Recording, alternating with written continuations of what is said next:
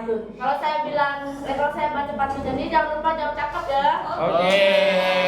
Jalan-jalan ke pasar malam. Tidak lupa menunaikan sholat.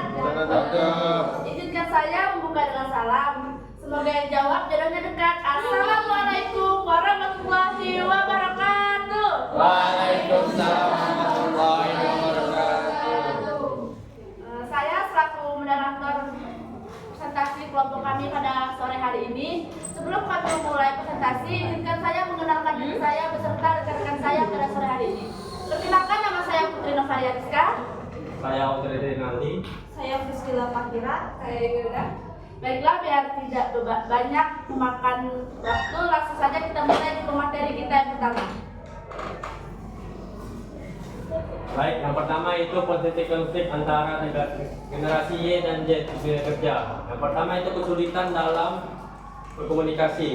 Gaya komunikasi, jika antara generasi Y dan Z ini memiliki gaya komunikasi yang berbeda, maka dapat menjadi konflik yang sangat penting. Kalau generasi Y ini cenderung kalau gaya komunikasinya itu bisa lewat email sama langsung tatap muka.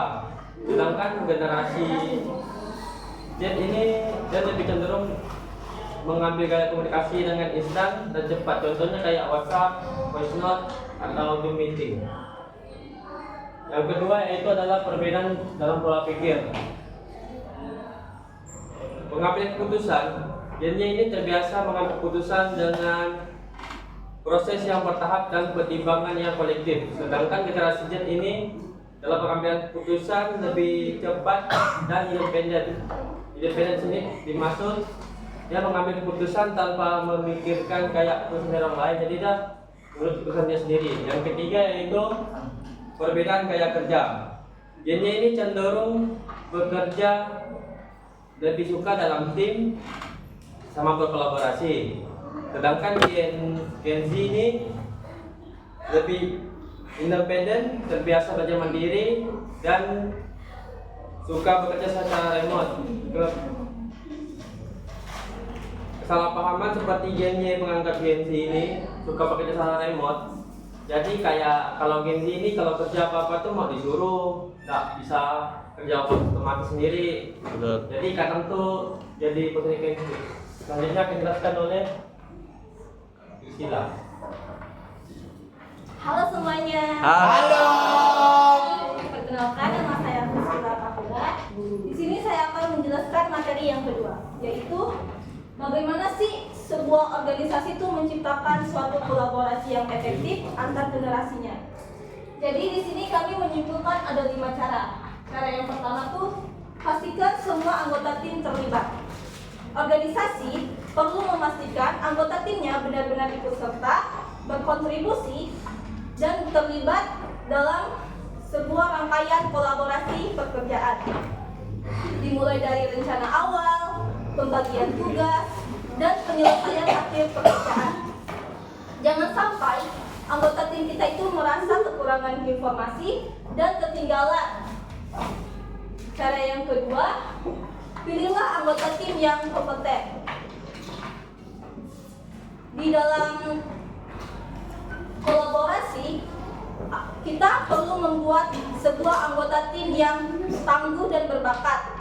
Jadi, organisasi perlu benar-benar memilih anggota tim yang terampil dan berpengetahuan sesuai dengan bidangnya masing-masing. Jangan sampai organisasi itu asal memilih anggota tim. Cara yang ketiga yaitu melakukan komunikasi secara terbuka. Di dalam sebuah organisasi, penting untuk melakukan komunikasi secara transparan dan jujur, di mana setiap anggota itu perlu menyampaikan pendapat serta ide-ide mereka. Organisasi perlu menciptakan lingkungan di mana antara bawahan dan atasan dapat menyampaikan pendapat mereka secara bebas. Cara yang keempat, kurangi media email dalam berkomunikasi. Artinya, kita boleh menggunakan media email, tapi jangan ketergantungan. Karena dengan hanya membuka dan membaca email, pasti kita tuh tidak tahu tentang maksud dari email yang dikirim, serta kita tuh kurang mendapatkan rasa responsif dan tanggapan dari penerima email. Cara yang kelima, gunakan aplikasi pendukung sesuai kebutuhan. Artinya, di dalam generasi ini kan pasti banyak yang menggunakan teknologi, karena teknologi itu sudah berkembang pesat. Jadi, organisasi itu perlu pandai dalam mengelola segala aplikasi teknologi agar dapat membantu memfasilitasi kolaborasi yang efektif. Baiklah, untuk penjelasan selanjutnya akan dijelaskan oleh Putri. Hai. Halo. Kita langsung aja masuk ke pembahasan yang ketiga, yang dimana tantangan ada perbedaan gaya komunikasi. Nah, sebelumnya saya bakal jelaskan tantangan dan peluang adalah memimpin tim yang terdiri dari berbagai generasi menghadirkan tantangan tersendiri. Nah, itu tuh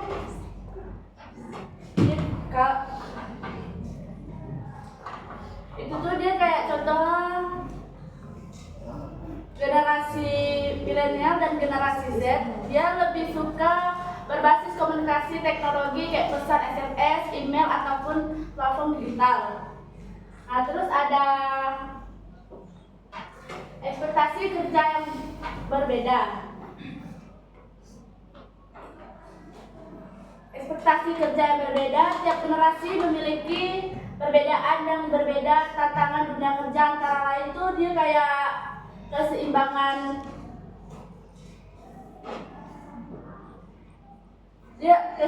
kerja hidup, fleksibel kerja, peluang pengembangan karir, dan kebutuhan akan makna dalam pekerjaan. Terus yang ketiga ada perbedaan nilai dan prioritas. Di sini nih perbedaan nilai dan prioritas tuh dia ada keragaman perspektif. Setiap generasi membawa pengalaman, pengetahuan, dan kedekatan yang berbeda. Jika dikolaborasikan dapat menghasilkan ide-ide inovasi dan solusi yang lebih kreatif. Terus yang terakhir ada kesenjangan keterampilan.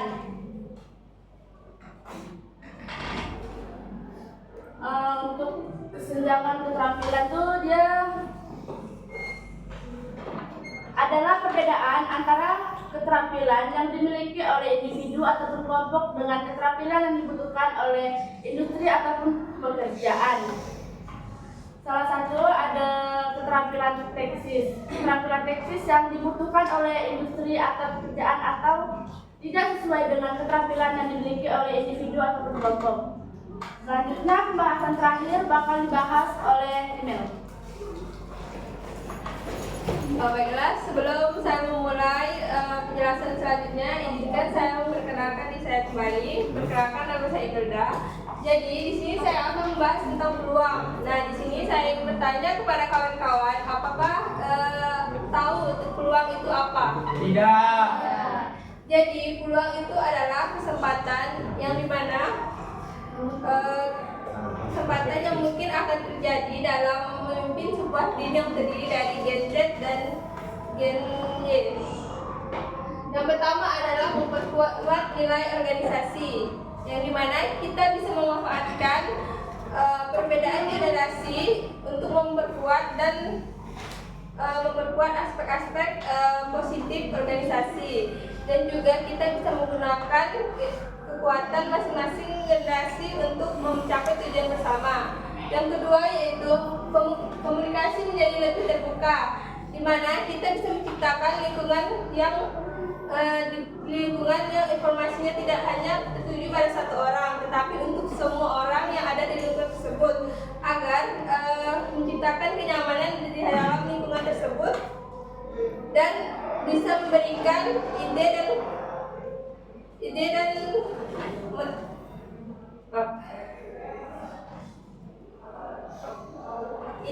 pendapat setiap orang. Yang ketiga yaitu bisa mengembangkan diri, yang dimana setiap anggota mempunyai kesempatan untuk mengembangkan dirinya melalui hard skill ataupun soft skill. Yang keempat ada transfer pengetahuan, yang dimana generasi Y kan memiliki, contohnya tuh generasi Y memiliki banyak pengalaman tentang dunia kerja, sedangkan generasi Z ini masih baru di dunia kerja. Jadi generasi Z bisa menanya-nanya kepada generasi Y tentang dunia kerja, dan sebaliknya generasi Z kan lebih mahir di dunia media sosial dan sebagainya. Jadi dan tren-tren yang ada pun generasi Z lebih paham daripada generasi Y, dan itu bisa merupakan timbal balik bagi kedua generasi. Selanjutnya sekian dari saya. Selanjutnya saya serahkan ke moderator.